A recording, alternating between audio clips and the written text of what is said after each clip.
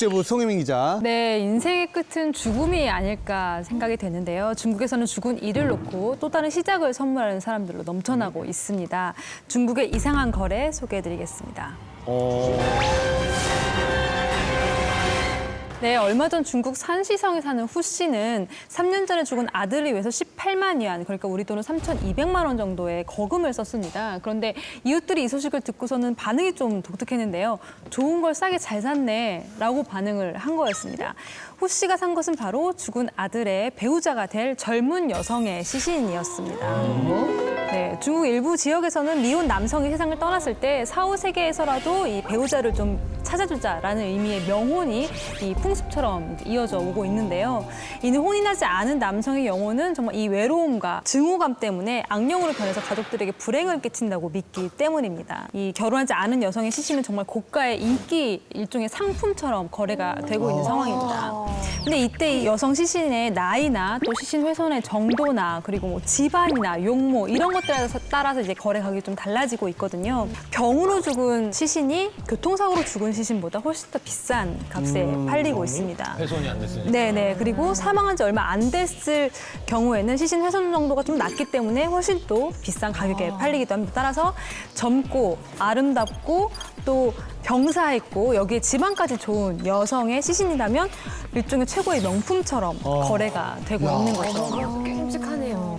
아니 근데 우리나라 같은 경우에도 영혼 결혼식이라는 게 있잖아요. 이 명혼하고는 다른 개념인 건가요? 아니요, 이름만 다르고요. 같은 개념입니다. 고대 그리스에도 있었고 수단이라는 나라에도 있었고 일본에도 있었고 굉장히 좀 여러 나라에 있었던 거죠. 근데 아직까지 이 풍습을 가지고 이제 시행하고 있는 나라가 사실 중국이 거의 유일하다고 볼 수 있습니다. 병원에 이제 중병에 걸린 여성 환자가 있다라는 소문이 돌기 시작하면 정말 수많은 인파가 몰린다고 합니다. 네, 아들과 명혼을 시켜줄 여성의 시신을 놓고 이제 가격을 좀 흥정하기 위해서인데요. 또 황당한 건 이 여성 환자가 아직 치료 중인 거예요.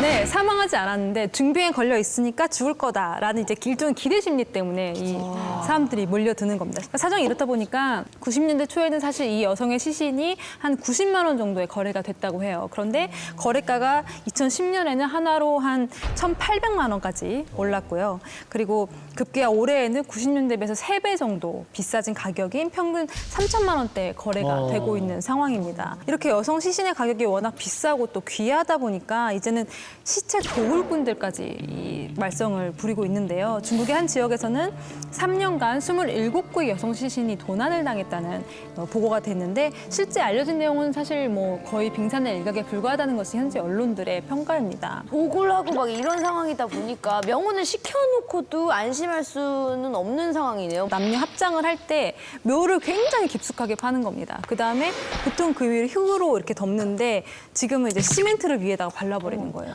못 들어가게끔. 근데 이게 영혼 결혼식이라는 게 시체를 만약에 도구를 해도 가족 동의를 받지 못하면 명혼을 못 하는 거 아닌가요?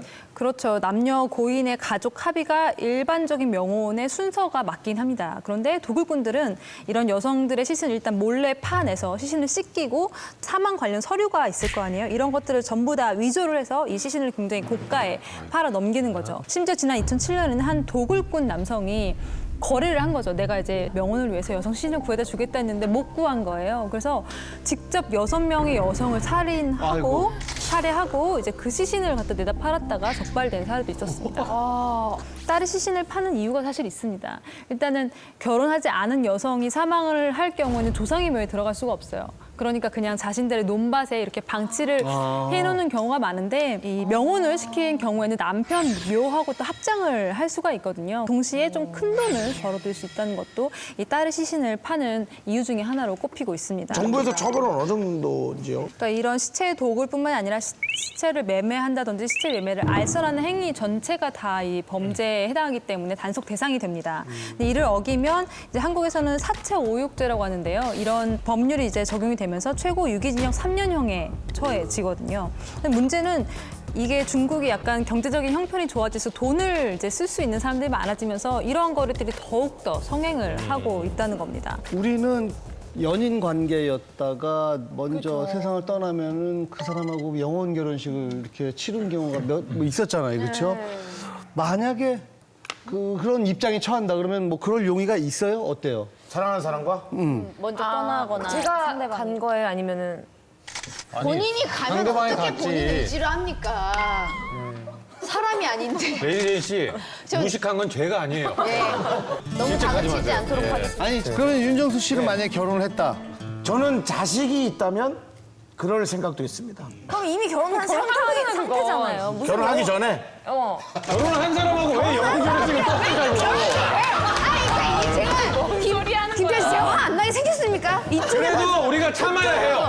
둘이 합쳐놓을 수는 없지 않습니까? 어떻게 이렇게 사람 말귀 둘이 합쳐놓을 수는 없잖아. 방송을 해야 되는데. 답답하고 좀 나는 지금 자꾸 이런 생각이 드는 거야. 영혼 따로 몸 따로가 자꾸 생각이 나는 거야. 좀 만약에 노골적으로. 혹시 내가 먼저 이제 세상을 떠나게 됐는데 아내가 재혼을 했으면 좋겠다. 아니면 끝까지 재혼을 아, 저는 재혼이죠. 재혼. 무조건 재혼이죠. 사랑하는 아이, 사람이어도 무조건 무조건. 요새 유일하게 결혼한 신동엽 씨가 우리 쳐다보면서 아이고 이거 들꼴값하네. 에이, 결혼해봐라 영혼이 되고 싶다 이렇게 생각. 그 나쁜 사람이. 자, 송혜미 기자.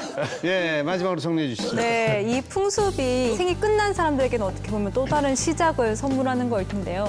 그분들이 정말 이 선물을 기뻐할까요? 그렇겠죠. 예. 맞아요.